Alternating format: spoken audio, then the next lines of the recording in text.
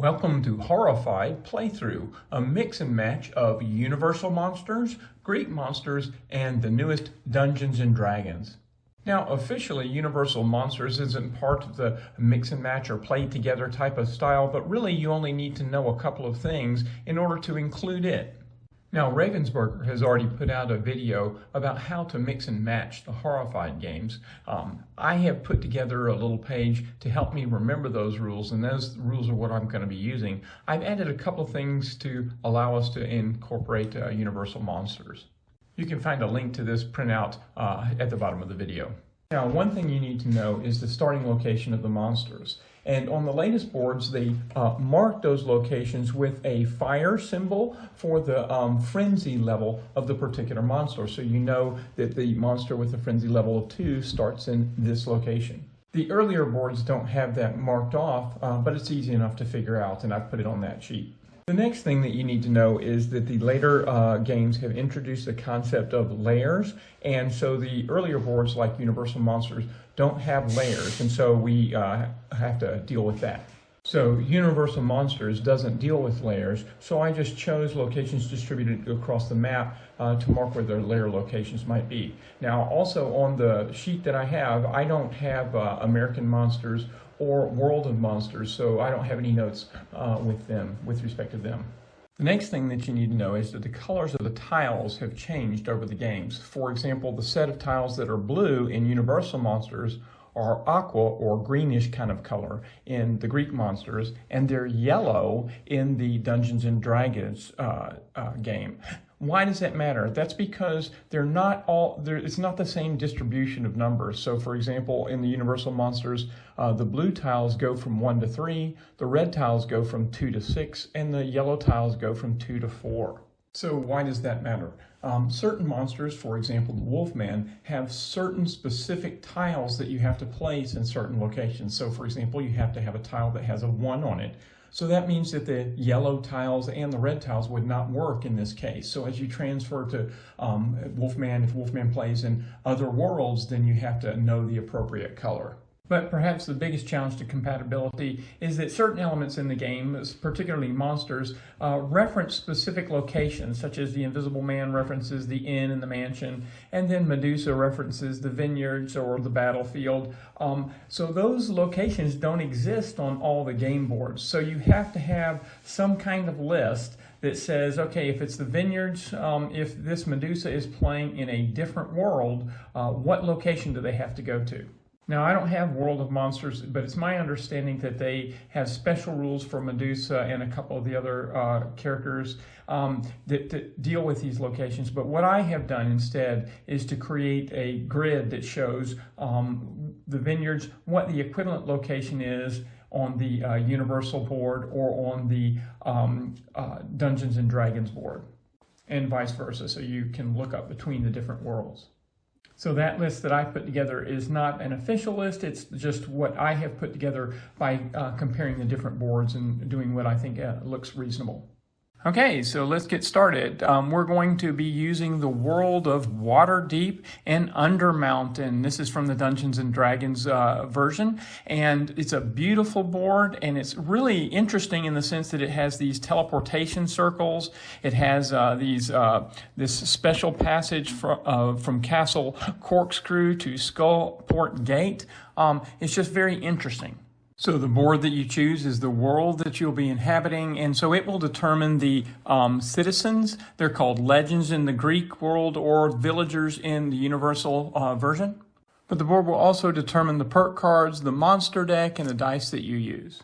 Now you can choose monsters and heroes from any of the games. So we're going to choose Red Dragon, Medusa from the Greek monsters, and Invisible Man from Universal.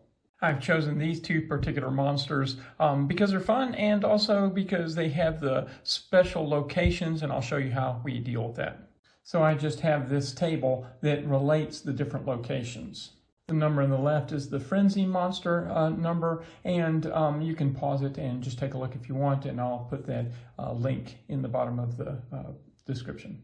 For the heroes, I'm going to play with the Bard from Dungeons & Dragons, the Musician from the Greek Monsters, and the Archaeologist from Universal Monsters. So now the heroes and monsters that are not normally part of this world are considered visiting. For the other ones, I'm just going to call them the native monsters and heroes. So we place the native monsters and heroes out first. So I'll place the red dragon in the dragon's platform because it's frenzy monster number 6. And we'll place the bard in the yarning portal tap room because that's its starting location. Medusa is a frenzy monster number 5. So we'll place Medusa in the obelisk of the eye because it's frenzy marker number 5. Now notice also in the Dungeons and Dragons version of the board there are numbers associated with the number of the locations, and that's because we introduce a 20-sided die in the Dungeons and Dragons version. It'll come up in perk cards and monster cards and things like that. Now the Invisible Man has a frenzy order of 6. So we would normally place them at the dragon's platform because it's got a frenzy marker number 6. But because the dragon is already there, we can place the Invisible Man at any other frenzy marker area. You can actually place 2 monsters in the same location. It's just considered a more difficult approach. So we'll just go ahead and start with the Invisible Man at the abandoned camp. But the dragon's platform will still be considered equivalent to the precinct as far as the gameplay is concerned. The other thing to note is if the frenzy marker moves between the different monsters, because there's 2 6s, the visiting monster is considered in a lower order, so the marker will move to the Invisible Man before moving to the red dragon. If there were more than one visiting monster that had the same frenzy marker number, then the players determine the order. So Medusa is the lowest in the frenzy order, so we'll put the frenzy marker there. Then we will place the mirrors out on the corresponding locations. So for the vineyards, I've chosen that to be the abandoned priory, and for the forest of dryads, I put that at Dead Man's Corner.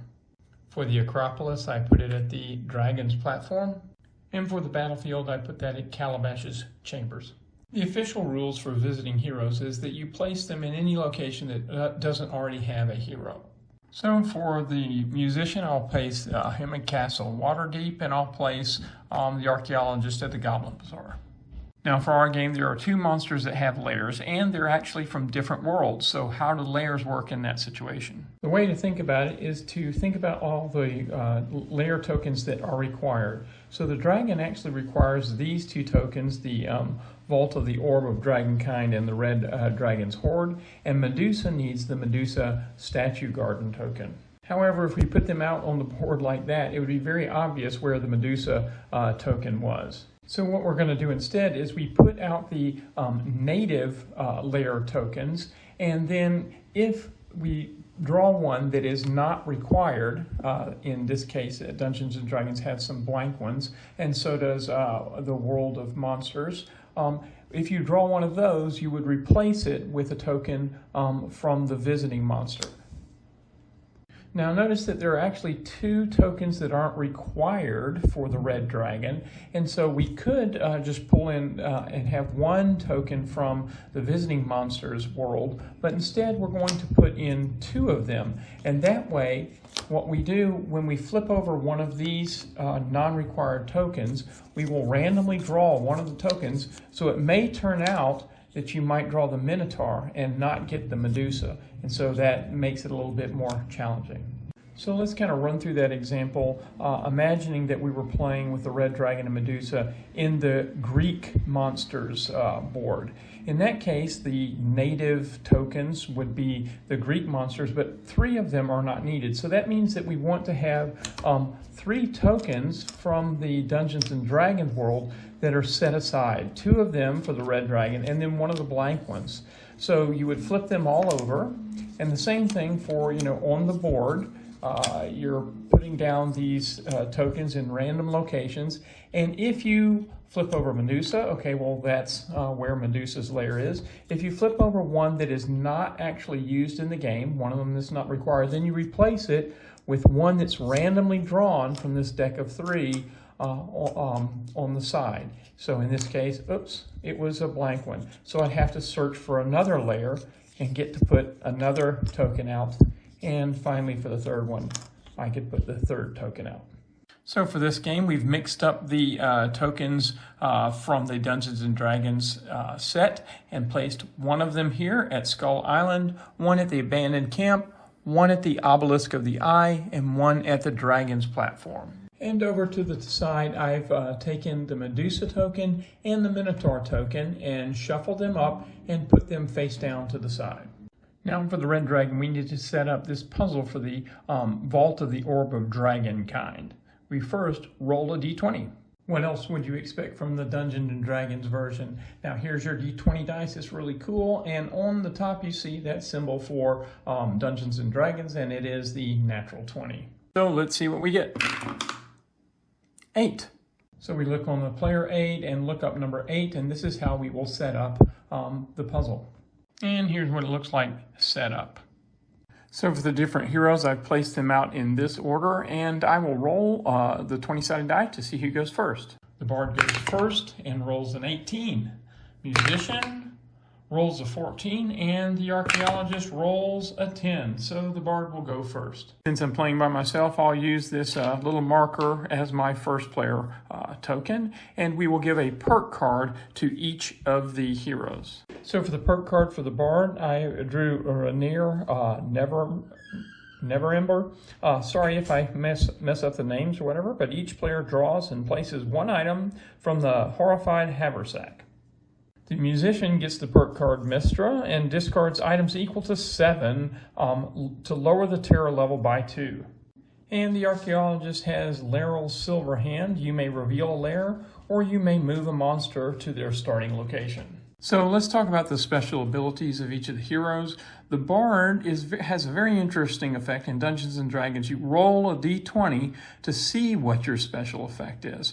The Bard in general can move heroes, monsters, and citizens, but what actually happens depends upon the roll. So there's a little bit of risk in Dungeons & Dragons. You might want to move monsters, but you roll the dice and you actually turn up moving citizens, and you move them in a particular direction. So for example, the citizens are moved up to 2 locations toward you.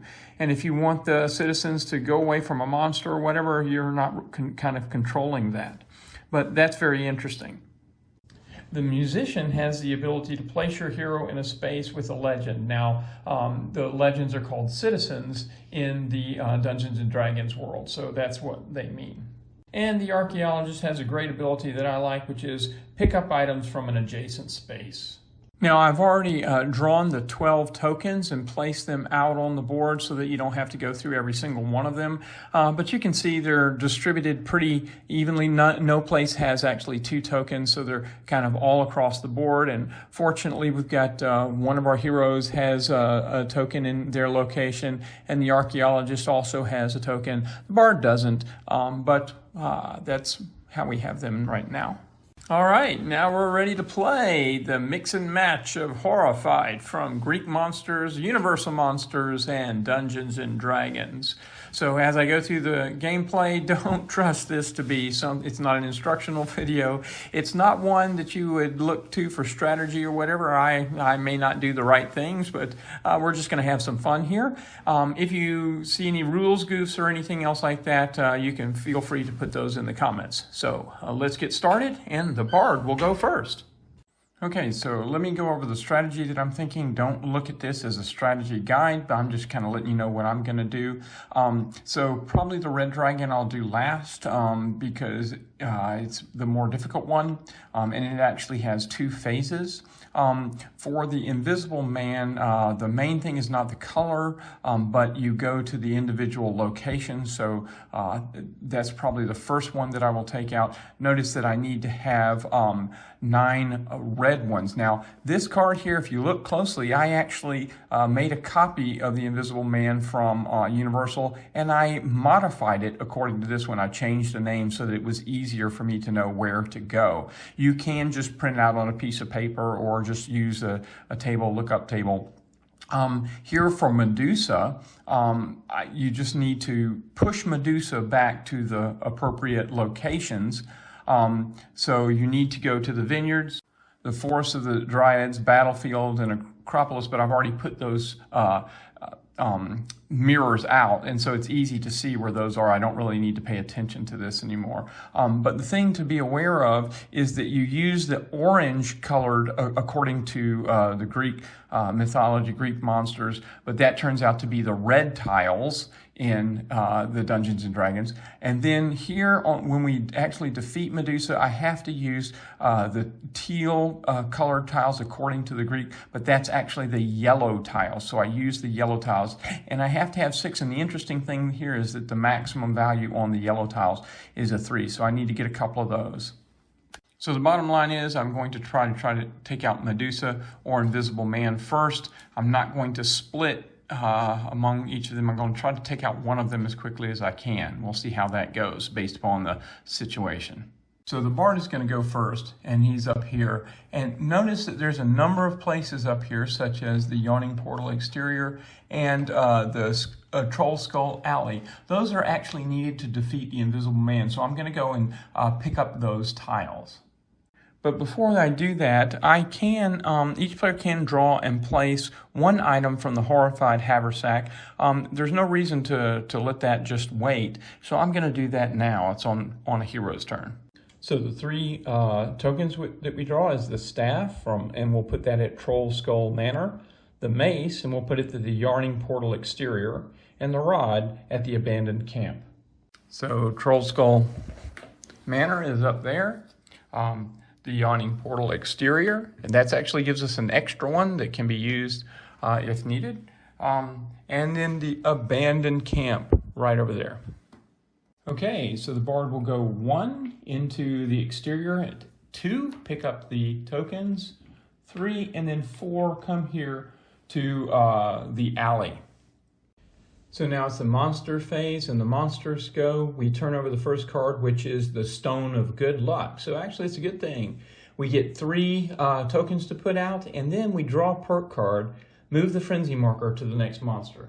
So the tokens we draw are the amulet at the abandoned priory, the quarterstaff at the obelisk of the eye, and the potion at the Yawning Portal tap room. So the abandoned priory is here, the Yawning Portal tap room up there, and the obelisk of the eye, which is right here. And we'll draw the perk card, which is Duerden. Sorry if I'm butchering those names.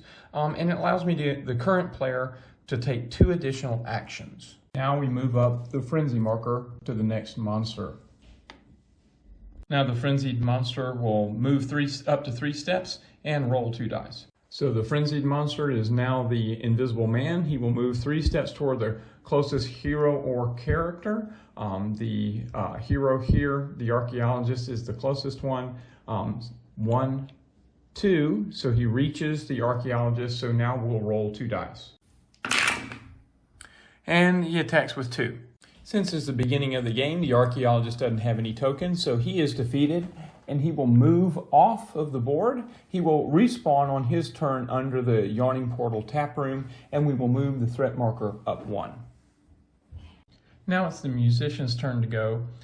There aren't any citizens. His special ability is to place the hero in a space where the legend or citizen is. There aren't any on the map. He could go up here, but the bard is already able to collect those tokens up there, and the archaeologist is going to come up there. So I will just have the musician move down towards this way, maybe to reveal this layer and pick up tokens. So he will go 1 to pick up this token, move 2 into the castle corkscrew, 3 come to the skullport gate, and 4 I'll just move him to the sword and sextant. He could have gone up here, but I'm just going to go there. So the monster card that we reveal has 3 tokens that we'll place out, and it's the citizen Mert. We'll start at the sword and sextant, and Mert made a fortune and carved out a reputation as an adventurer and philanderer. The items we found are the Morning Star that we'll place at the abandoned priory, the spellcasting focus that will go into the altar to Jubilix, and the rations which go to Castle Waterdeep. So the abandoned priory is right here. The altar to Jubilix is there, and Castle Waterdeep is right up there. And we'll place Mert right at the sword and sextant where the musician is. So that's good because the musician can protect Mert. So now the frenzied monster will go 1 and roll 2 dice, and after that, the monster with the potion. Now, since we're playing the mixed version, you don't look at the symbol really, you look at the color. So any monster that has green for their symbol will go 1 step and roll 2 dice. So now the frenzied monster is the Invisible Man. So we need to find out who they're closest to. The archaeologist is off the board. The citizen and musician are in the sword and sextant. And then the bard is up in the Troll Skull Alley. To get to there, you have to go quite a number of different ways. In fact, going through this special portal here. So to get to the musician, you would go 1, 2, transport through the teleportation circle. So 1, 2, 3, 4, or you could go 1, 2, 3, 4. So it's only 4 steps to get to here. It's quite a bit more to go up to the bard. We can see 1, 2, 3, 4, 5, 6, 7, 8. So the frenzied monster can either move here or there. I'll just have him move to Calabash's chambers. Now for the potion, or the green symbols, the red dragon does have a potion, so the red dragon will definitely go. And then Medusa has a lightning bolt, a pillar, and a goblet, and so none of those are green. The symbols don't matter. And the Invisible Man, he's blue, not green, so he doesn't go. Now, just as FYI, for Frankenstein and his bride, there's 2 monsters there, and they're kind of a green color in terms of the symbols. But what I actually do is I actually allow the bride to be an aqua color, and so that's how I use it for the mix and match. So the dragon is the only other monster that's going to go. Now, one thing to note is that the dragon actually can't go into the area of Waterdeep because it's blocked here and here. So the dragon can never go up into this upper area, so it won't even move if the citizens and heroes are all up there. So the dragon will move towards the musician and Mert, and the closest way to do that is to go 1 step toward the teleportation circle.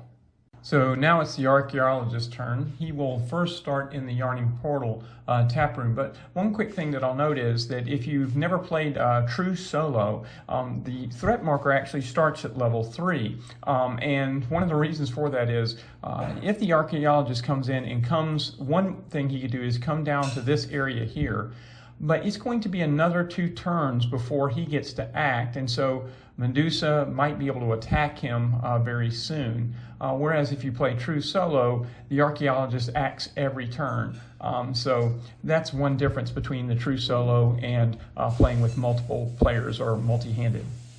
So I'm going to move the archaeologist into the Yarning Portal tap room. I would like to move into this area and collect these tokens here and then try to move Medusa over to the side, but I'm not going to do that because, again, it'll be a couple of turns, and I think it's likely that Medusa is going to attack me and I will lose some of these tokens. So I'm first going to take number 1. I'm going to pick up the potion. Number 2, I'm going to move over here. 3, and then 4, I'm going to pick up the ration, so I've got 2 tokens. And then I'm going to play my perk card, and I will reveal a lair. And so I think I'll reveal this lair here at the dragon's platform. So we found the red dragon's hoard. While the red dragon is here, place items as indicated, then roll the d20. If the total of the roll plus the strength of all the items is over 20, you have defeated the red dragon. So that is the second half of the red dragon. So that's great to know where that is, but we're not going to need it right now, so we'll need to look for the other layers. All right, so we look at the next monster card. We will place out 3 tokens, and we found the citizen Black Viper. Black Viper will start at the Troll Skull Alley. Esvel Rosemar, brash young noble, has adopted the Black Viper's persona to lead a secret life of crime. So we'll place out Black Viper, and we get the pouch at the Yarning Portal exterior, the spell casting focus at the sword and sextant, and the caltrops at the Skull Island. So we place the Black Viper in the Troll Skull Alley, sorry. And then the pouch at the tap room, the caltrops at the Skull Island here, and then the spellcasting focus at the sword and sextant right there. Next, the frenzied monster will go 2 steps and roll 2 dice, and then the red shield monsters will go 2 steps and roll 2 dice. So the frenzied monster is the invisible man again, and the closest one is still the musician and Mert, so he'll go 1, 2 to come towards there. And similar to before, the only monster that has red is the red dragon. So the dragon will move 1, 2, and has entered in the area for the musician and Mert. Now the dragon will roll 2 dice. And he attacks with 2. Okay, that doesn't put us in a great position because I can't fully defend against the dragon's attack. I only have 1 token and he's hitting with 2. I could try to defend 1. On the next turn, the invisible man might come in and attack, and same thing for the dragon. I could just take the hits, and both the citizen and the musician would be defeated. The terror track would move up twice, but I would get to keep this token. But what I think I'm going to do is the bard is the next one to go, and he can actually reach in and possibly rescue this citizen. So I think, because I've got a perk card that allows me to go 2 extra turns. So I think that's what I'm going to do. I'm going to defend against 1. So the first attack, nothing happens, but on the second attack, the musician is defeated because the hero is attacked. He'll go off to the side of the tap room, and we'll move up the terror track 1, and that completes the monster turn. Okay, now it's the bard's turn, and as one of the heroes of the Dungeons and Dragons world, he has the ability to roll this 20-sided die, and I'm actually going to use this. There's a lot of things here: moving a citizen closer to you, moving heroes closer to you, moving monsters away, or even pulling a citizen right to you. Now, if I can roll a natural 20, that would be great. But even if I can just get the citizen to move 2 steps closer to me, that's what I would like to have happen. So we're going to give that a try and roll the die. Oh, we get a 3. So that means we move all citizens up to 2 locations toward me. That's not as good as a natural 20, but it's good enough. So I'm going to move Mert 1, 2 steps toward the bard. One other thing that I wanted to point out real quickly is about the D20.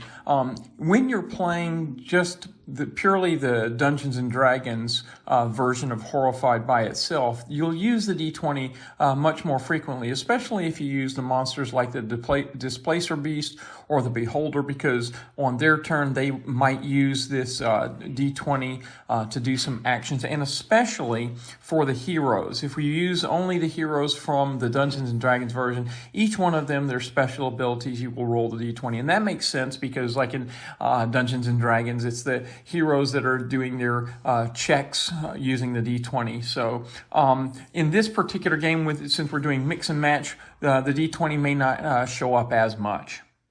So for my second action, I'm going to have the bard pick up the rope, because the bard already is starting to collect the tokens needed for defeating the invisible man. For the third action, I'm going to move into Castle Waterdeep and take the Black Viper with me. And for the fourth action, I will have Mert come to me. And you know what? I've got this perk card that allows me to move over to the tap room, and then I can let the Black... is it Black Viper? No, it's Mert. Mert is wanting to go to the tap room, so we'll go there. So I'm going to use the perk card to take 2 additional actions. So I'm going to move Mert and the Black Viper to the tap room, so they'll just all travel with the bard.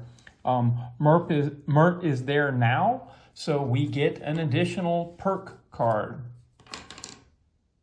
And the perk card we get is Morden Canaan, and that allows us to move any hero, monster, or citizen up to 4 locations. And the player gains a perk card if the citizen is in their safe location. So that's pretty good. And you know what? I might use that perk card right now. It's great to get a citizen to their final destination, to their safe location, but Medusa is just 1, 2, 3, 4 spots away from one of the mirrors. So I think I'm actually going to do that right now and move Medusa over to the mirror. Now, in the advanced portion of Medusa, it says that when Medusa enters a location with a mirror, stop her movement and place the mirror token on her monster mat. Now, this is preceded with a statement talking about moving Medusa by using the tokens, but I still think that this is the same kind of idea. If I'm moving Medusa, she should stop. If you know if that's incorrect, you can feel free to put them in the comments, but that's what I'm going to do for this game here. So in my grid, I had the Calabash's Chambers is the same as the battlefield, and so we will put that mirror, the battlefield mirror, down. Okay, now it's the monster phase. The first thing we'll do is put 2 tokens out. And the monster we have, the action is Safe Haven. And we'll place each monster at their starting location and move each citizen 1 location towards their safe location. So the first token we draw is the dagger, and it goes to the Goblin Bazaar. And the second one is the ring, and it will go to Dead Man's Corner, which is right over here. Now we'll place each monster at their starting location. The dragon starts at the dragon's platform. Medusa starts over here at the obelisk of the eye, and the invisible man starts at the abandoned camp.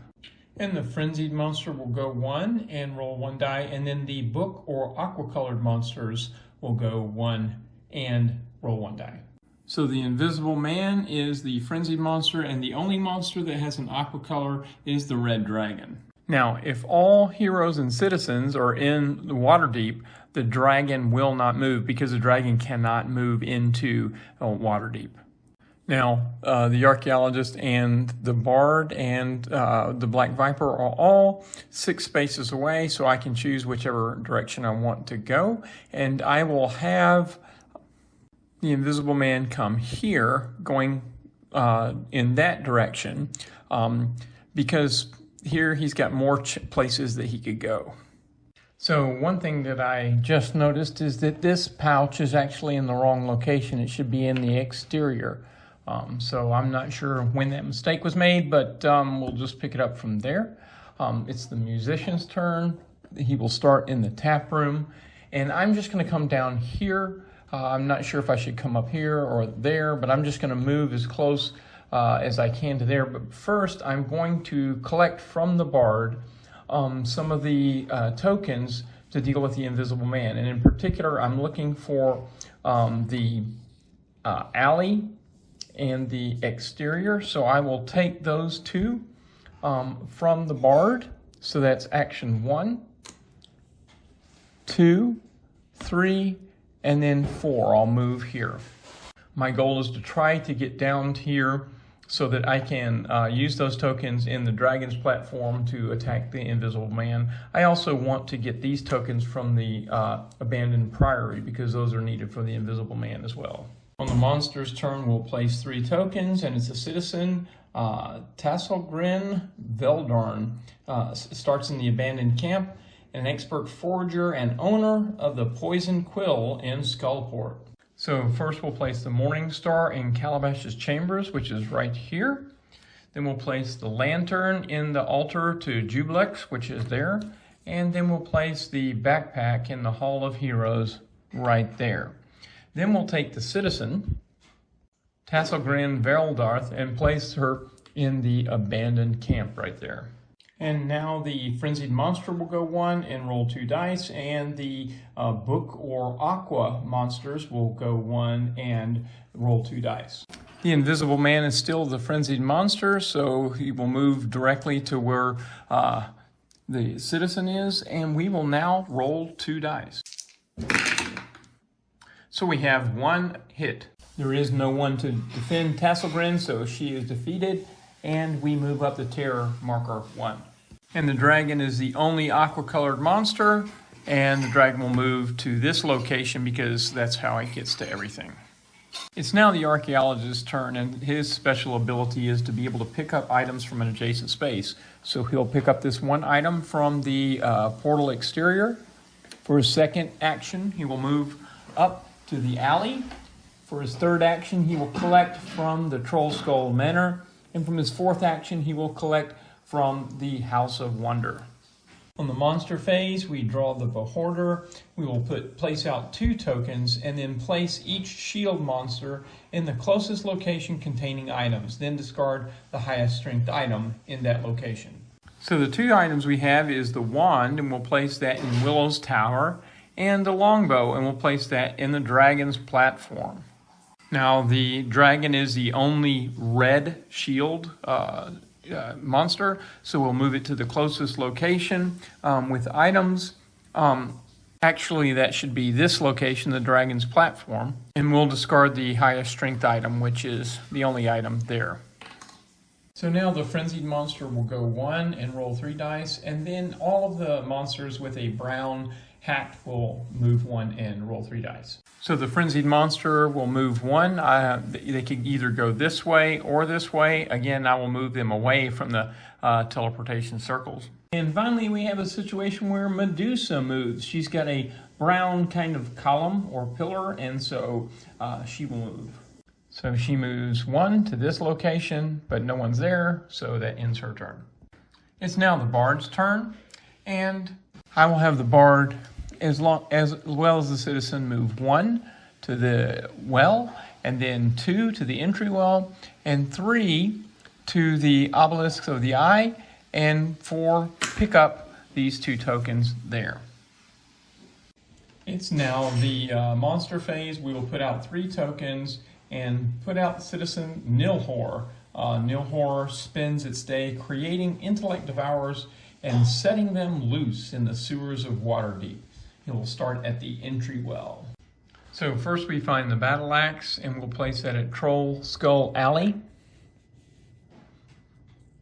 And then we have the pouch that goes at the abandoned camp. Boy, collecting a lot of tokens there.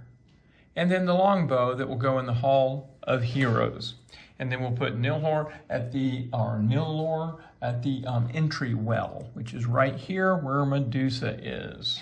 So the Invisible Man moves 2 into the musician's location and rolls 1 die. So for the Invisible Man, the exclamation point means stalk unseen. It says move the Invisible Man 2 spaces toward the closest villager. So we will now move the Invisible Man to where Nilhor is. Strangely enough, Medusa goes again because Medusa has a yellow lightning bolt. The symbol doesn't matter, just the color. And since there's a citizen in Medusa's location, she won't move, but will roll a die. And there's 1 hit. Boy, these citizens are getting taken out very quickly, so we'll move up the terror track. All right, now it's the musician's turn, and I'm going to do something that might be a little risky.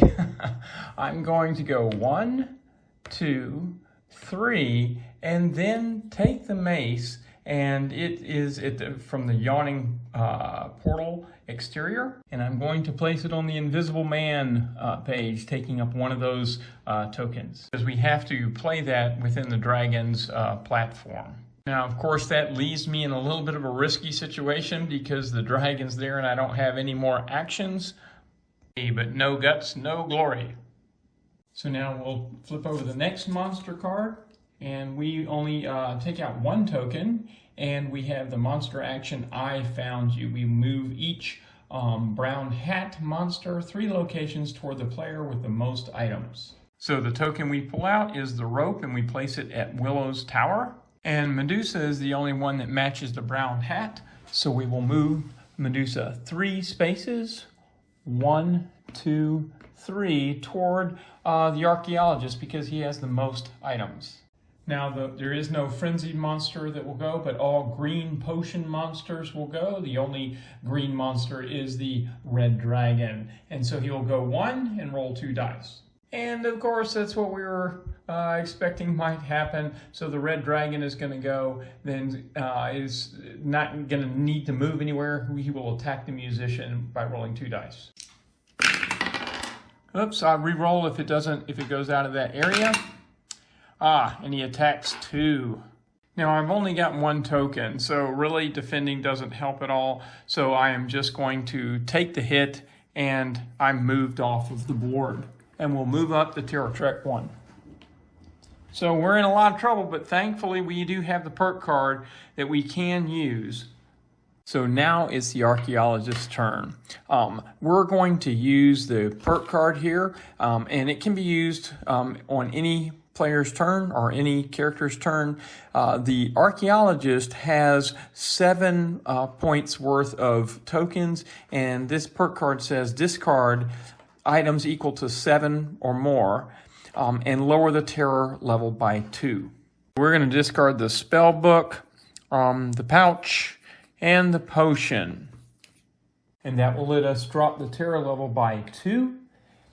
That doesn't cost an action. So for the first action, we will pick up the battle axe. For the second action, we will move to Waterdeep, Castle Waterdeep, and third action, we'll move into the Yawning Portal exterior.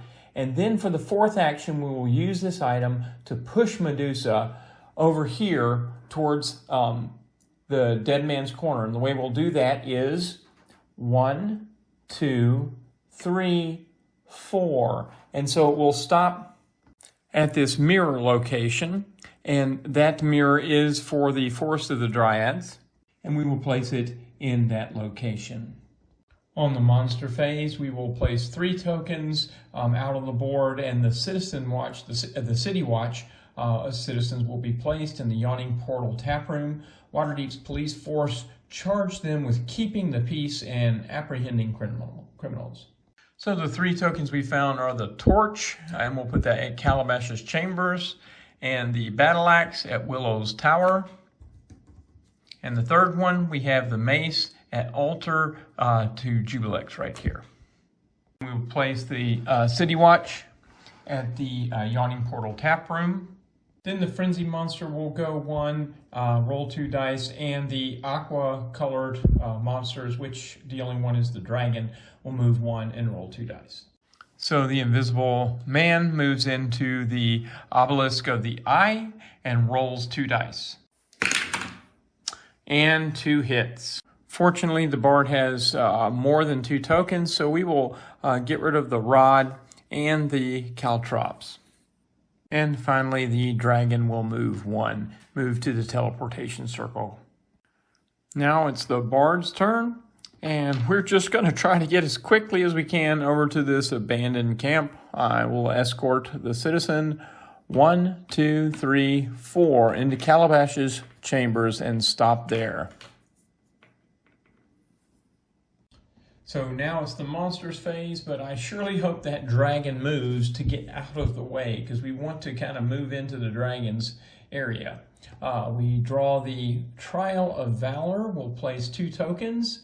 And then we'll discard any number of items, then roll the d20 and add the strength of those items. If the total is less than 20, raise the terror level by 1. So the 2 tokens we find is the potion, and that goes in Troll Skull Alley. And the second one is Flask of Oil, which goes in the House of Wonder. Boy, I really don't want to raise that terror level anymore, so I'm going to use all of my tokens. We'll use the Obelisk of the Eye, the Troll Skull Alley. I believe that it says discard any number of items, so I think that includes all of the heroes. And so that's 3, 4, 5, 6, 7, 8, 9, 10, 11, 12. Now we hope we get at least an 8 on our d20 roll. 15, all right. Of course, the bad news is I could have just only discarded 5 points worth of tokens. But at least we're safe. Now, the Frenzy Monster will go 1, roll 2 dice, and then the purple or the Magic Wand monsters will go 1 and then roll 2 dice. So the Invisible Man will move 1, and for the purple monsters, Medusa has a purple goblet, and she's the only one that has a purple colored symbol, so she will go. And the closest heroes or citizen is the Bard and the Black Viper, so Medusa will move 1 to this teleportation circle. And next, it's the musician's turn. The next one should be pretty easy because the City Watch is trying to get over here to Blackstaff Tower. So the musician will come on board. We'll go 1, 2, 3, and then pick up this token here. For the monster turn, we will draw the Lure of Riches. So put out 2 tokens and move each hero 3 locations towards the purple wand monster closest to them. And the 2 tokens we draw is a halberd in Skull Island, and interestingly a second halberd, and it goes at Dead Man's Corner. So Medusa is the only monster that has a purple color, so we will move toward her. The Bard will go 1, 2. The Archaeologist 1, 2, 3, and the Musician 1, 2, 3. Next, the Frenzy monster will go 1, and so will the Orange Sword monster will go 1. The only orange monster is the Red Dragon. So the Frenzy monster goes 1, and the Red Dragon goes 1, and he winds up in the same location as the Bard. So he will attack the Bard with 3. And 2. Boy, that just seems to be the way the game is going. We get attacked quite a bit. Unfortunately, the Bard has nothing to defend them, so they are defeated. They go off the board, and we move up the terror level 1 more again. Okay, now it's the Archaeologist's turn. So we will move the Archaeologist 1 to this location, and we're not going to pick up these tiles, but we're going to pick up the ones from Skull Island because of his special abilities. So for 2, we will pick up all of those tokens. For 3, we're going to come into this location because we're going to try to push Medusa in here. We have got to make some kind of progress here. So to push Medusa, we have to use the red token. So I'm going to discard the halberd and now push Medusa up to 5. So we'll push her 1, 2, and she will stop there in the dragon's platform. And the mirror that is there is the one from the Acropolis. So we will place down that mirror. So fortunately, we only have 1 mirror left. We do have 2 tokens to defend the Archaeologist. We have 1 token to defend the Musician, but we're right here where the dragon is. But we're also pretty close to being able to get Medusa to this last mirror. So for the next monster card, we draw Blazing Blast. So we'll put 2 tokens out. And each green potion monster deals 1 damage to each hero or citizen in their location. Any survivors move to an adjacent location. So the 2 tokens we draw are the Longsword that goes in Troll Skull Manor, and the Lantern, which goes into the Sword and Sextant.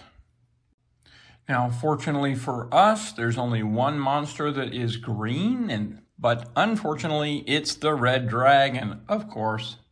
So that monster does 1 damage, but we do have 2 tokens, so we will defend with 1, but then the survivor has to move to 1 location. I can go either here or here. I will pick the Sword and Sextant. Next, we see that the Frenzy monster goes and then does not go, and then the Blue Skull monster. Well, it actually turns out that the only monster that is blue is the Invisible Man. So this is the symbol that activates the Invisible Man within the Dungeons and Dragons world. So even though the Invisible Man doesn't go because he's a Frenzied Monster, because the Frenzied Monster doesn't go, he does go because he's a Blue Skull monster. All right, so now we're back to the Bard's turn. Boy, I'd really like it to be the musician's turn because his ability is to go exactly where Legend, or in this case a citizen, is, which would be right here, and then he could get the citizen to go to the abandoned camp which they're trying to get to. But unfortunately, it's the bard's turn, but we're really going to have to try to use their special ability and hope we can get a good roll. So the first thing is the bard will come into the tap room and we will roll the D20. And we roll a 15. And of course, that's about the only roll that we didn't want, and that's moved the all heroes up to 2 locations toward you. So we will move the musician 1, 2 to where the red dragon is, and we will move the archaeologist 1, 2 closer to the bard.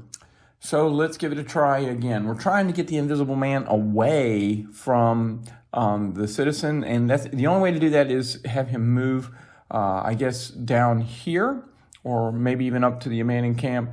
But we'd like also the citizen to come closer to us, so let's just see what happens. And we roll a 10 that time. Ugh, not really that useful. 1, 2, but it does get the musician out of trouble. So let's try it again for the 3rd time, and we get a 14. That's 1, 2 for the archaeologist and 1, 2 for the musician. And actually, that's just absolutely horrible rolls because it didn't do anything to the monsters or the citizen. And so, you know, even if I go again, the citizen is going to come 2 toward me. Or the monster will go 2 away, so still it's going to be in striking distance. The invisible man is in striking distance of the citizen here, the Black Viper, so I think they're in real trouble. So I guess the bard will just go 1 to be in the same location as the musician, and that was a horrendous thing. Well, you know, let's just try one more time for this, hoping for the natural 20, which is totally unlikely, but here we go. And we get an 8. And we move the citizen 2 steps toward me. Really not much value, but horrendous turn. So let's see what happens on the monster phase. We turn over the card. We will draw 1 token. It's the Hidden in Plain Sight. And first, each yellow monster in the lair location closest to, place each yellow monster in the lair location closest to them. So the token we draw is the shovel, and it goes into the dragon's platform. Medusa is the only yellow monster, and they are already in a lair location. Now the frenzied monster doesn't go, so that's a good thing, and that means that everything that the bard did we could have ignored. But the aqua monster will go, and they go 1 step, and of course the aqua colored or the book monster is the dragon. And so the dragon will move close to the Black Viper right here. So I couldn't have made a worse decision by trying to use these special abilities. The D20 is very interesting, but it is a risky kind of thing in the Dungeons & Dragons version of the game. It's interesting, but didn't work for me here. So now it's the musician's turn. So at least we're glad that the musician has that special ability. Number 1, to move where the citizen is. 2, 3, and then finally, we get the Black Viper to the abandoned camp where they're trying to go. So that means that we can get a perk card. And the card that we draw is Schemo Weird Bottle. Interesting name.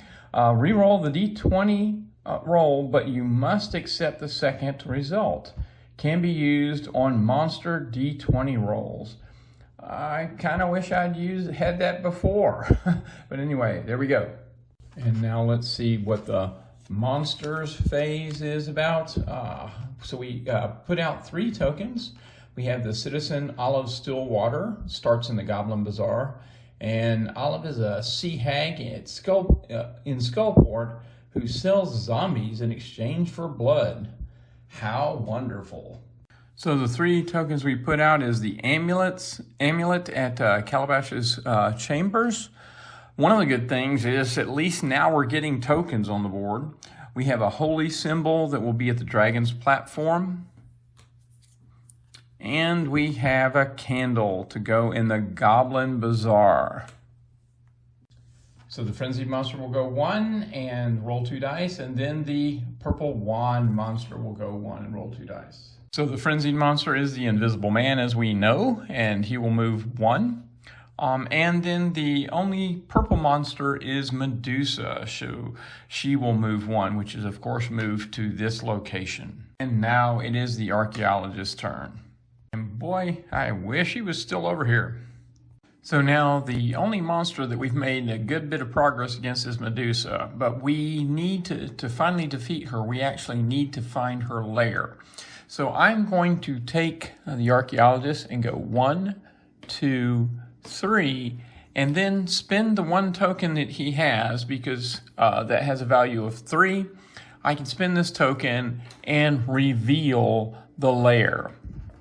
And fortunately, we found the dragon's lair, but that means we haven't found the Medusa's lair. We found this one that says, Vault of the Orb of the Dragon kind. Discard an item, move the same colored obstacles any number of spaces, and collect the orb when it reaches the vault exit space. So that layer is actually the one where we need to need for this puzzle here as part of defeating the red dragon. So that's actually the first step, is at that layer. So that's actually a good thing. So now on the monster phase, we gather 3 tokens because we've revealed the curse of the arcane gate. For each hero, roll the d20 and place that hero in the indicated location. Move the frenzy marker to the next monster. So here are the tokens that we found. The shovel that will go to Dead Man's Corner.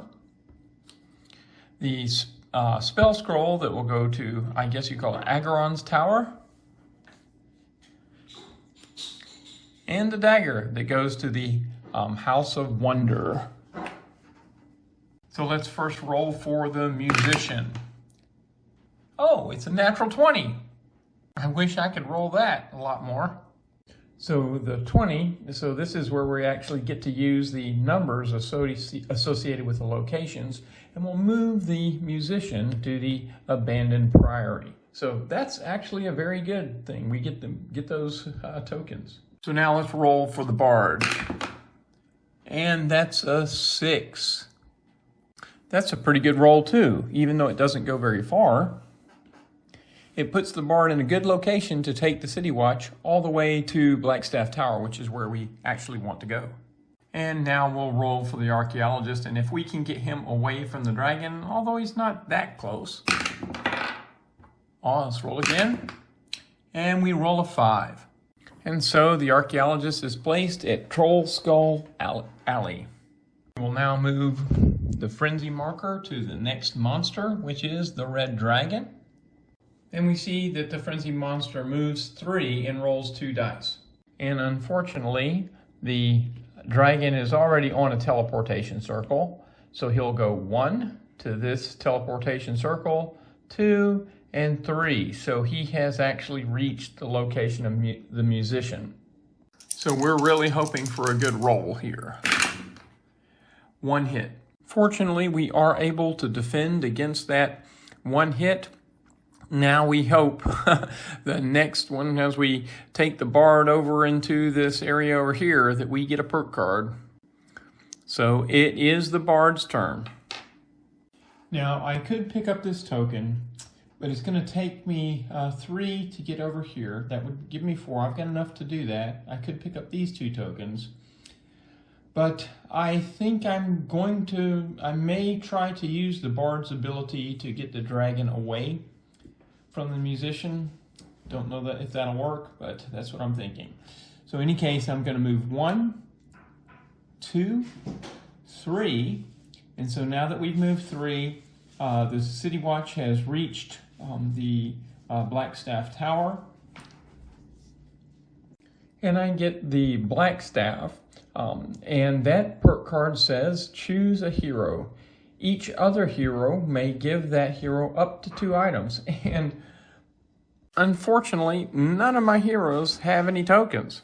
I can pick up 1 item here. The bard can do that and use this to actually give it to the musician so that the musician can hopefully survive. I could also try to use the D20 for the special ability of the bard, but really the best that I could do is get the hero to move 2 locations toward the bard. I could, if I rolled a natural 20, get the musician to go all the way to where the bard is, but those are kind of risky. So as costly as it is, I think I am going to use this perk card now. I'm going to take this token here, or this item, and I'm going to give it to the musician. So the musician is the hero, and everybody else can give him up to 2 items, but unfortunately, I don't have a lot. But at least that gives him 1. So my hope is that the musician survives this round and then can possibly move Medusa in here to go to that last mirror. So the next monster card that we draw is the Nazca Ugre, the citizen, starting in the abandoned camp. We'll put out 3 items, and Nazca is a ruthless enforcer in the Xanthar Guild. So the items that we have drawn is the flask of oil for the Blackstaff Tower, rations for the Yawning Portal Tap Room, and the quarterstaff, again, at the Blackstaff Tower. Now we'll put Nazca at the abandoned camp. And in a very unfortunate turn of events, the frenzied monster goes 1, but rolls 3. And then the blue monster, which of course is only the invisible man at this point. So the dragon is in the musician's location, and we'll roll 3 dice. Oh, and there's 1 exclamation point. And actually that turns out very well for us, because that power is the fire breath, and every hero and citizen in the red dragon's location is hit. But we're the only one there, and we have a token or item to block. So the musician has actually survived that round, incredibly. Now, just to show, let me be really clear about this. The skull symbol is blue, and so the blue monsters will go. And it turns out that the invisible man, the figure, is blue. But when we're talking about the blue monsters, what we really are meaning are the symbols that show on the monster cards. And we do see that the invisible man is blue. He has a blue symbol here. And in Universal Monsters, that's common, that the figure matches the color shown on the card. But for some of the other games, such as the Greek monsters, notice that they've got 3 different symbols. So the figure is not going to match all the colors of the symbols. So you're not using the figure's color, you're using the color of the symbols. So Medusa doesn't have any blue, they have purple, brown, and yellow. And the red dragon has the aqua, green, red, and orange. So it doesn't have any blue. So the invisible man is the only one that matches blue. So the invisible man will move into Nazca's location, because they move 1, and rolls 3 dice. So Nazca just came out on the board and is probably going to get hit. That just seems to be what happens in this game. Okay, so we're going to roll these 3.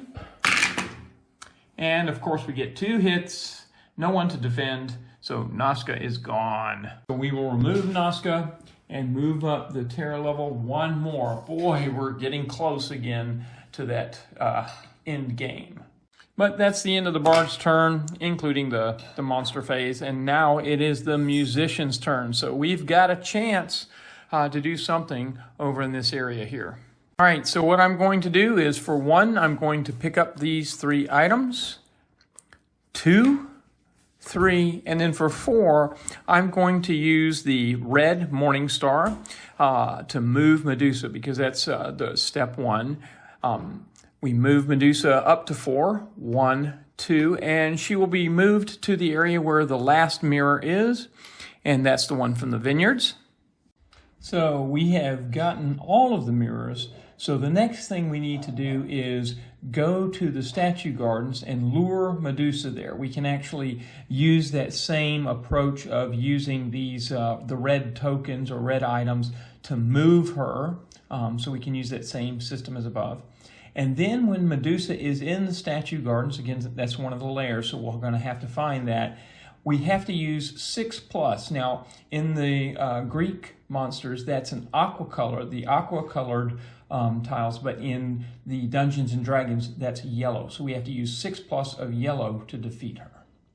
Okay, so now it's the monster phase. Let's flip over the card and see what we have. And it is the monster action Blazing Blast. So we'll reveal 2 items. And then each green potion monster, again, that is only the red dragon, deals 1 damage to each hero or citizen in their location.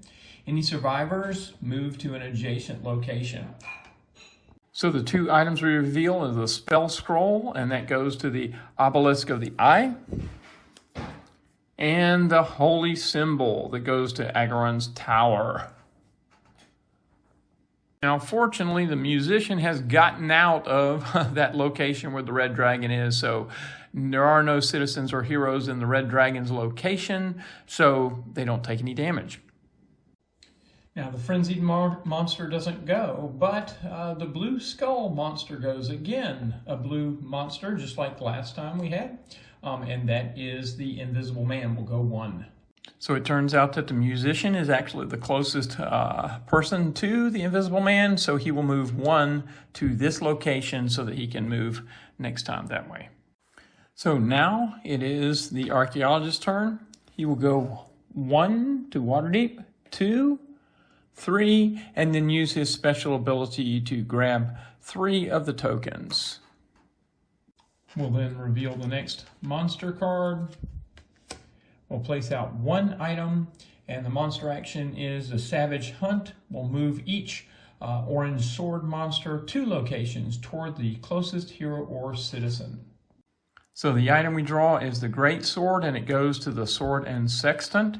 The only orange monster is the Red Dragon, and so it will move 2 locations toward the closest hero, 1, 2. But fortunately, he doesn't act.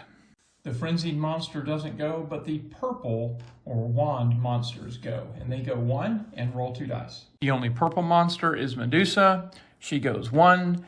Fortunately, nobody's there, so we have survived that part. So now it is the bard's turn, and I'm actually going to try to use his special ability. So all of the abilities, moving all the heroes up to 2 locations closer toward you, it will get the musician out of trouble. Moving the monsters 2 locations away, again, will help the musician. And moving any hero or citizen towards the bard will help the musician. So I'm going to go ahead and give that a try. So we roll our d20, and we get a 10. So that says move all heroes up to 2 locations toward you.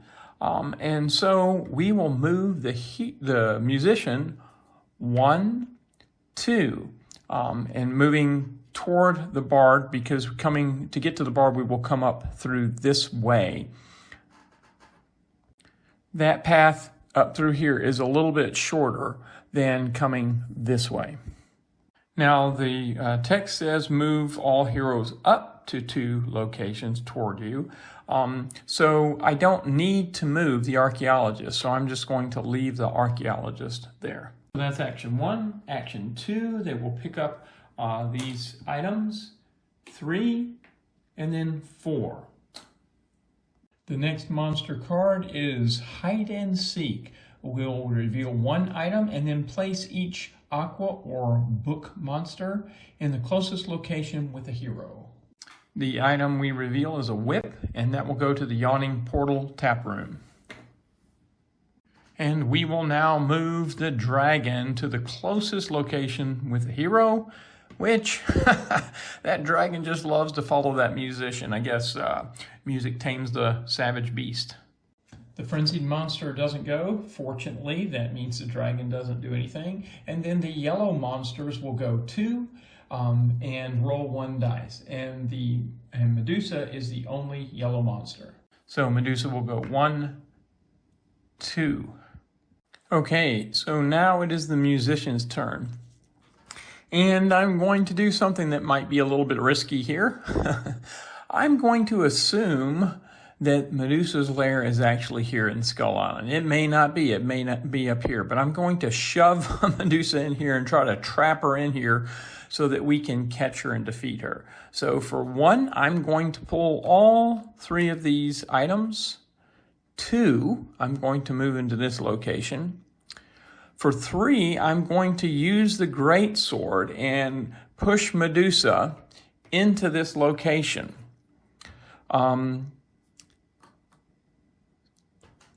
And then for my last action, I'm going to go ahead and move 1 over. I've got a number of tokens or items that I can keep. I've got 5 worth of yellow. I need 6, but the archaeologist also has some yellow. In any case, we'll see how that does. So we flip over the next monster card, and it is the I found you. So we will reveal 1 item and then move each brown hat monster 3 locations toward the player with the most items. And the item we reveal is a candle for Agaron's tower. Now the only brown monster is Medusa, and Medusa will move 3 spaces towards the hero with the most items. Now it turns out that both the bard and the musician have 4 items. So in the rules, whenever there's a tie, the players can choose which one. So I'm going to have Medusa move toward the bard. So Medusa will move 1, 2, 3. So now the frenzied monster doesn't go, but the green potion monster goes, and that's only the red dragon. He will move 1 and roll 2 dice. So the red dragon moves into the space where the archaeologist is and rolls 2 dice. And of course, 2 hits. So he can block those. And so we will discard 2 items. We'll keep the halberd that has a value of 5. But now it is the archaeologist's turn. So I am going to move into the Skull Island. 1, 2, and then I'm going to discard the halberd in order to flip over and reveal the lair. Now, if you remember, the setup for the Dungeons and Dragons, there are 2 blank layer tiles, and so we knew that this would actually be blank. And so what happens when we're mixing with other monsters, in this case Medusa also has a layer, so we have face down a stack of 2 tiles, and one of them is Medusa and one is some other monster. So we will flip over one of those at random. So we flip over this one. Oh, and fortunately it happens to be Medusa, so we have found Medusa's lair, and so we leave it right there. And that really means unless something else happens, there's no need to reveal this lair. So what we're going to want to do is move Medusa into this area here and then share 6, not teal, but yellow tiles or items. Or rather 6 points worth of yellow tiles items. Have one more action point, and so I'll just move here to the same location as the musician. We reveal the next monster card, and that is the Lure of Riches. So we will reveal 2 items and then move each hero 3 locations towards the purple monster closest to them. The haversack only has 1 more item. It happens to be the great sword that goes into Castle Waterdeep, so we'll place that. Then we will collect all of the items that we've already discarded, shuffle them up, and draw another one. And so the next item we find is a rope in Troll Skull Alley. So now Medusa is the only purple monster, so we will move all of the heroes 3 steps towards Medusa. 1, 2, 1, 2, 1, 2, 3. So all heroes are in the same location as Medusa. Now the Frenzied Monster and the orange sword monsters will move one step and roll 3 dice. In this case, the red dragon is the Frenzied Monster, and the red dragon is the only one that is orange or a sword. So the red dragon will actually go twice. However, because all of the citizens are already in Waterdeep, the dragon cannot enter, so the dragon actually will not go. And so that's the end of the archaeologist's turn, and now it's the bard's turn. So the bard is first going to use his quarterstaff that has 3. He will discard it and lure Medusa, or actually push her, 1, 2, 3, into the statue garden. He will then give all of his items to the musician, so that the musician on his turn can potentially defeat Medusa. So that's 2 actions. His third action is to move up here into Waterdeep Castle, and for his fourth action, pick up the Great Sword. We'll reveal the next monster card, and it is Savage Hunt. So one item is displayed, put out onto the board, and then we'll move each orange monster 2 locations toward the closest hero or citizen. The item we place out is the halberd in Skull Island. And the orange monster is the dragon, and since he cannot go into Waterdeep, will not move. Now the Frenzied Monster will not go, and the purple or wand monsters will go 1 and roll 2 dice. So unfortunately, Medusa moves out of her lair. And now it is the musician's turn. So the musician will move 1, 2. Musician will give up the dagger to push Medusa into her lair, so that's 3. And then for 4, we'll come into the lair with Medusa. So now we'll draw the next monster card. It is Beholder. We'll reveal 2 items and place each red shield monster, which is the dragon, in the closest location containing items. Then discard the highest strength item in that location. So the items we reveal is a longbow in the dragon's platform and a rod in the yawning portal exterior.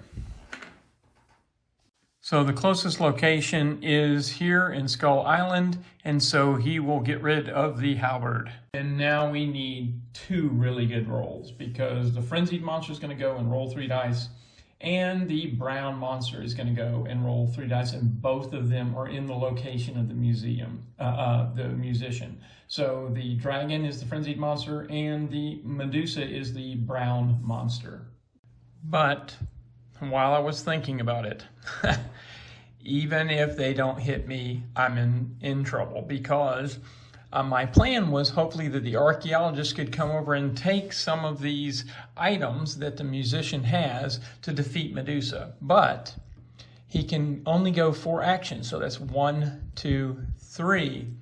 And then the trade is an action. So even though he can do the trade, he cannot then defeat Medusa. And for him to stay in the same place and not get defeated is just, I think, very unlikely. So I think it's highly unlikely for the musician to not get hit. So we're just going to have to take the hit, and the terror level is probably going to go up. We're very close to losing. Let's see what's happened. So the Frenzied Monster rolls 3 dice. Yes, 3 hits. So that means the musician is defeated, and the terror level goes up 1. So now Medusa will move 1. Fortunately, though, there's no heroes or citizens there, so Medusa won't roll the dice. Well, folks, things are looking really pretty bad. Now, just to let you know, most of the time I play true solo or with only 2 heroes. I don't really ever play 3 heroes. And I'm seeing how long it takes to get around to the hero's next turn. And we're playing here with the Dungeons and Dragons version, which they actually typically recommend you only have 2 monsters, and I've got 3. So I think this is just a little bit too much for me. But we're going to keep trying. We're going to keep going at it. And so it's the archaeologist's turn. I'm not going to come over here where these monsters are. I'm going to at least try to make some progress. At least we have over here an open area. I can't really get in there too much, but to go this way is going to take too long. So I'm going to have him go 1, 2, 3, and then 4, in the hopes that he can get in here and at least do some kind of action against the Invisible Man. So that's the end of the archaeologist's turn. We turn over the next monster card, and we are just about out. So this game, because the game is over when you run out of these cards as well. So we reveal 1 item, and the monster action is hidden in plain sight. We'll place each yellow monster in the lair location closest to them. And the item that we reveal is the battle axe at Troll Skull Alley. The only yellow monster is Medusa, and so Medusa goes back to her lair, so at least that's a good thing.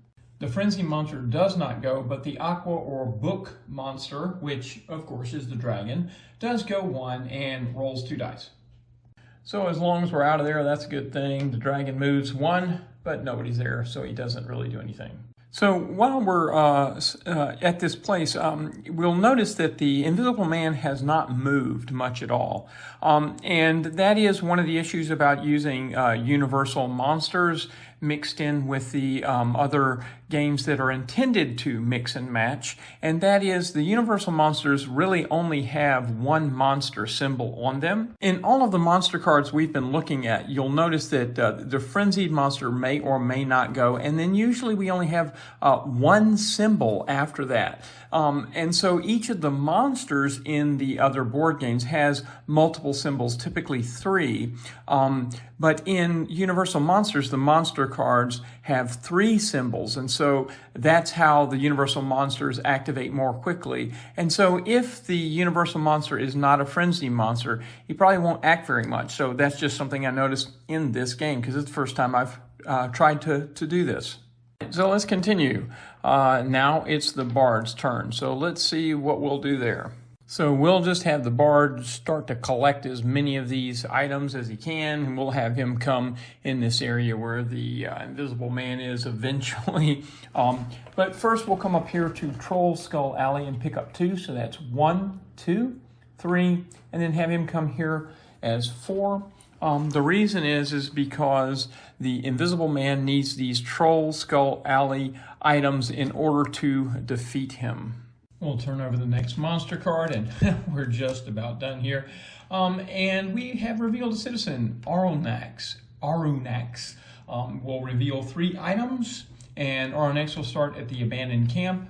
An adult gold dragon who often assumes the form of an elderly gold dwarf named Barak Clanghammer. So the 3 items we find are the spell book at Skull Island, the pouch at the Yawning Portal exterior, and the potion at Troll Skull Alley. And we'll place Onyx at the abandoned camp. Then the frenzy monster, the dragon, will go 1, roll 3 dice, and the yellow monster, that's the Medusa, will go 1 and roll 3 dice. So the dragon cannot go up into Waterdeep, so he's not going to go in this direction. The only place he can get to is the archaeologist, so he'll go 1, can't do anything, and then Medusa will also go 1. And it is now the musician's turn. He has plenty of yellow, but unfortunately no red. However, The musician will start here in the tap room, and we will use the musician's special ability, which is he can move to the location of any legend citizen in this case. So he'll move to Aronnax location. That's 1. 2, he'll pick up all of these items, so that's good. He's got a lot of items now. And then we will just move 3, 4. The next monster card is a citizen, Volothamp Gedar. We'll reveal 3 items and start at Troll Skull Manor. This bombastic world traveler spends most of his free time in the tap room of the Yawning Portal. So the 3 items we reveal are the Great Sword for the Sword and Sextant, the Staff at Troll Skull Manor, right here, and the Wand at Blackstaff Tower. And Volothamp will be in Troll Skull Manor. Now the Frenzied Monster will go 1, roll 2 dice, and then the Aqua or Book Monster will go 1 and roll 2 dice. So that means that the Dragon will actually activate twice. So the Dragon goes 1 and we'll roll 2 dice. And that, of course, is 2 hits because the exclamation point means there's a hit automatically. And actually, that means that both the archaeologist and the musician are hit. Now, just to let you know, the exclamation point is applied first. Well, that was a really dumb move for the musician to come over here because brought the dragon along with you. And so now the archaeologist has nothing to defend himself with, so the archaeologist is defeated. And that means the terror level is bumped up 1, and we lose the game. Wow, that was pretty bad. But I hope it was entertaining anyway. It was lots of fun. I've never done a mix and match before, and I thought I'd just mix all these things up, and it's pretty rough, but it's fun, a good challenge. Typically in Universal Monsters, I can play with 3 or 4 monsters and win the game. Here, we're just trying with 3, and I wasn't even able to defeat one of them. The interesting thing that I have found is that the board really makes a big difference. So, for example, the Greek monsters and this Dungeons and Dragons board, it's much more difficult to move around the board, or at least to find the optimal path, the best path. And so it turns out that it seems more challenging to actually pick up the tokens and find the best, most efficient route to defeat the monsters. So Universal Monsters is still probably my favorite one if I just want to get a game out and quickly play it. It plays easy and quick. If I want a little bit more challenge, either the Greek monsters or Dungeons and Dragons. And if I just want to amp it up and do some crazy things, mix and matches is quite fun. So mixing up and matching with Universal Monsters, you can get it to work. I probably would suggest if you're going to be playing with the Dungeons and Dragons or the Greek monsters, and probably the same is true with World of Monsters, you probably want to have 3 symbols on each of the different monsters that you're going to play with so that they activate more frequently. But that probably also means that you want to play with fewer monsters. So anyway, those are just some ideas. I hope you've enjoyed it and enjoy playing Horrified.